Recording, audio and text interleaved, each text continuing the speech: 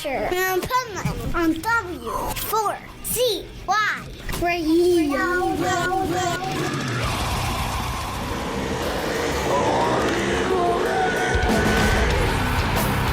This is the Pipeman here on the Adventures Pipeman W4CY Radio, and I'm here with... I'm Cameron Loesch. I am the drummer for Born of Osiris. Thank you so much for having me, Dean. Oh, man, I'm glad you're here at Aftershock. That's badass. Yeah, it's a cool festival. So far, so good. I will say that is one of the earliest shows I've ever played with the most hyped up crowd. It was incredible. Waking up and just doing that is a shock to the system, but right? Yeah, but I had a lot of fun. It was great. Well, that's what's cool about it, too, is like, I hear that from a lot of other bands that play early in the day at a Danny Wimmer festival. It's like, I don't know, the magic of Danny Wimmer, that people show up when you don't expect them to way early. Exactly, and I have played many festivals, and I don't want to throw any particular festival under the bus, but I know that when I do a Danny Wimmer festival, that even if I play very early, he will make sure there's people coming through the door. And I think there's some fresh energy with people who might be... We were probably the first band they saw of the day, I assume, so I could just see all that energy, and they hadn't been in the sun for hours yet. So I think actually we got a bit spoiled in that regard. Right. So, yeah, I always know it's going to be a good time. I'm also drinking a drip coffee here in the lounge area. I think the accommodations are just amazing at this festival. So yeah, having a great time. How cool is that too? And you know, that drip bar, that's a line all day long, and there's an open bar next to it, but the drip is where everybody's at. Yes, I will probably make bad decisions if I hit that open bar, so today I'm sticking to the coffee. Probably a better idea, so I can be attentive for all the bands I want to watch tonight. And who do you want to watch tonight? Well, Korn is the obvious one. Yeah. Who's not going to be watching them tonight? I think everybody that's here is going to see Korn. And Gojira, of course. Me being a drummer, Mario is a huge influence. Also Ray from Korn. Those are two powerhouse drummers who I'm just very influenced by.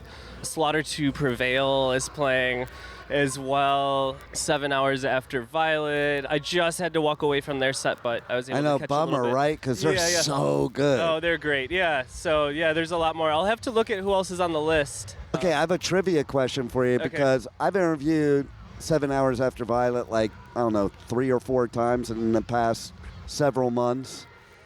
And we just came to this, like, aha revelation last night. What does their band name mean? Why is it? See, instead of asking about your band name, I'll ask about somebody else's band name. But it's so funny. Do I get any hints? Because I'm stumped. Okay, so think acronym. Okay. So that's your first hint. Oh, wait. Oh, Shavo from System of a Down. Right? Like, Thank you for the hint. It just never, that's why the hint makes it easy, but like never registered. And I don't ask bands ever, like, how'd you get your band name? Because that's like one of the stupidest questions asked. But wow, we were just looking at it, like, we had to visualize it. And we're like, oh, shit. Wow. Well, he is one of my childhood heroes, and System of a Down got me into heavy music, and it's really cool to see what 7 Hours After Violet have done in only 1 year of being a band. Right. They were just out with Marilyn Manson, who's also just an incredible, groundbreaking artist still to this day. He's still putting out great music, as are they. So I'm happy for the boys. I know Taylor from way back, too. So, yeah, it's they're all nice guys. They're great dudes. I just got to chat with them today, too, so we shared a stage today. I saw them several times this year. I saw them at Hellfest, and that was insane. Oh, nice. Because you know what Hellfest is like, and they had this crowd. Now, are you talking Hellfest in France? Yes. In Clisson? Clisson, yes. Yeah, we played that. I love Hellfest. Isn't that a wild festival, man? Incredible, yeah. We played under one of the big tents, and it was a big crowd. One of my favorite shows I think I've ever played was Hellfest. Yeah, and it's like the decorations there, it's unbelievable. And that night, like, you feel like you're in hell. Yeah. Like, it's like, oh my God, I am in hell. And then it's so hot there that you believe it. Right.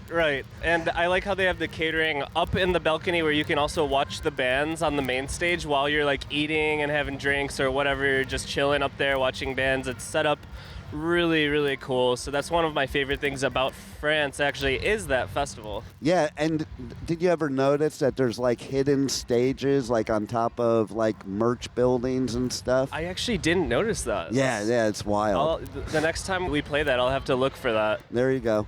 And see, the cool thing is the Danny Wimmer festivals, I feel, have been patterning themselves after the European festivals, but specifically Hellfest, because I was told Danny Wimmer went to Hellfest to check it out, and then here we are. And then, maybe modeled some things after. Yeah, after not that. exact, well, but I remember being pretty young and being aware of Hellfest's existence because I always saw like my favorite bands at the time, heavy bands when I was just getting into metal.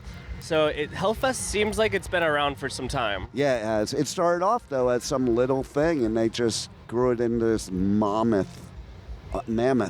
I mean, like unbelievable. Well, and they own the whole property. Oh, they own all the land there? Yeah, so all those decorations, they stay there year round. Oh, well, that makes it easy, right? Right? They should do it more often then. I know. Like, let's have one once a month. They should do like a smaller tier one, like in the middle of the year or something. I don't know. Well, that's like Bloodstock, which I cover also. They're doing what's called a winter gathering, and that's going to be a smaller one this year. Oh. So that's kind of cool. It's a good idea you had. That's great. Well, love to go back to Europe and do that. Oh, I'll love to see you there. But I'm loving that you're here at Aftershock. And speaking on Wimmer, tell us more about how Wimmer treats the artists.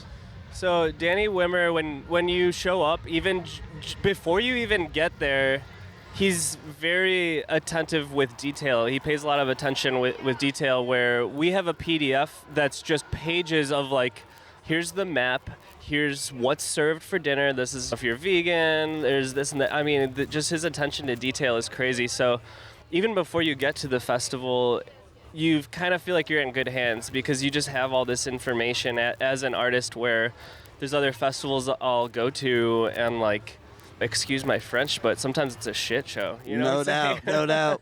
And for an artist, I think what's great about the way he treats the artist is it makes it stress-free so you can have fun when you get up on stage. And stage. that's what today was. And every Wimmer festival that we do is stress-free for us. Even everything down to like the stage. So we use Born of Osiris, we use in-ear monitors, and they're RF radio frequencies that can go sour, where you're like, the frequencies, you can't hear anything sometimes. Yeah. And if the festival doesn't pay attention to that, they can screw over the artist and you won't hear anything. But they made sure that all the frequencies were clear and there's no interferences. So we had an amazing show, and I've been out on tour for a week so far, playing shows every day, but this has been, I think, my favorite show thus far on probably this trip. Because of that stress-free, right? Yeah, exactly. So let's talk about Through Shadows. Yeah, so we just released a new album in the summer, and we dropped it in July. It's called Through Shadows, and full-length album, and we're very proud of it. So we're actually doing the Through Shadows tour right now, a headlining tour throughout the United States. It's about 6 weeks long, and we are out with The Browning, XD, Nice. Lost in Separation, and Victims. Nice. So yeah, what a lineup. Yep. So it's a Born of Osiris headliner, and we're playing a lot of songs off Through Shadows, but we're also not neglecting our older catalog. We're playing everything old, new, and in between. It's actually the longest set that Born of Osiris has ever played. Wow. So we're doing that. We're doing the headlining thing. So this was just a nice little detour Aftershock today, and then we're back. Then I'm back to playing an hour and 20 minutes on drums. So I'm back to dying on stage a little bit. It's a lot. I know. And when you play places like here or Hellfest where it's super hot, if you had to play that long, man, I don't even know how you do it.